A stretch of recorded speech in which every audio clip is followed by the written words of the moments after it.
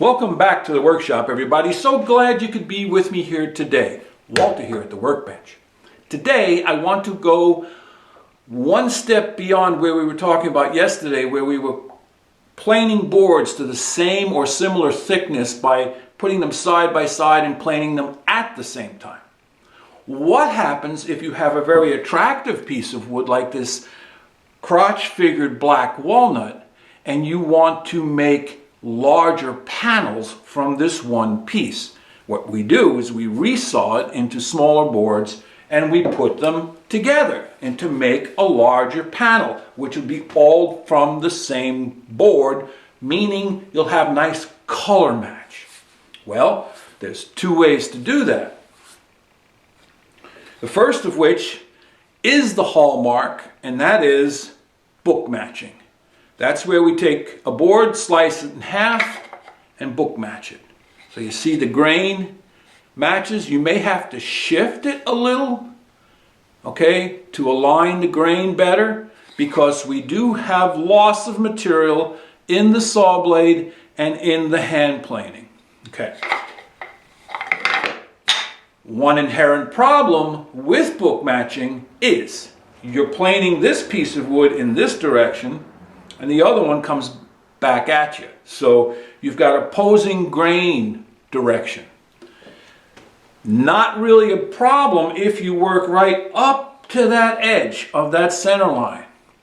But when you cross over the center line and you're bridging the two, one side is going to want to tear out. So, not to spend any time on it in this video, but go back to one of my videos where we talked about planing against the grain. You can use a standard bench plane with a super sharp blade and a finely fit chip breaker, and you can plane against the grain smooth enough to complete your project. Now,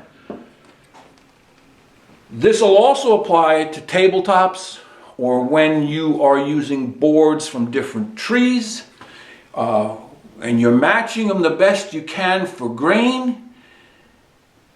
Pay attention to the direction of your board for hand planing.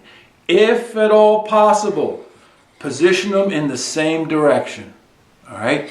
I know you're going to want to get your best grain match, but do your best to position them in the same direction. Okay, that wouldn't work, nor would that. All right, so there is an alternative, and that is called slip matching.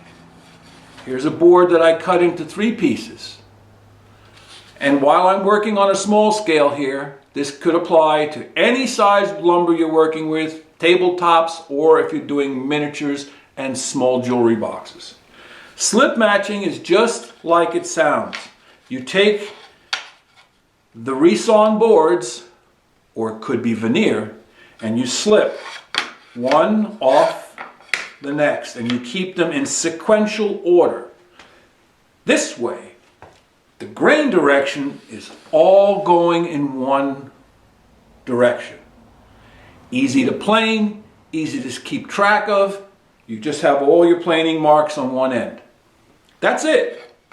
So, I hope this helps somebody. If you have any questions, leave them in the comments section. And I'll be glad to read them and answer them. But no matter how you put your boards together, you can plane them to thickness like we talked about, side by side. And then when you go to do your book match, even though they're opposing, they're already planed. And just keep your alignment tight. So, hope you found this useful, helpful, maybe entertaining. If you did, give it the old thumbs up. And don't forget to subscribe. I look forward to seeing you back here in the workshop.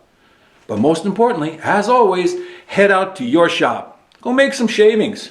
Walter out.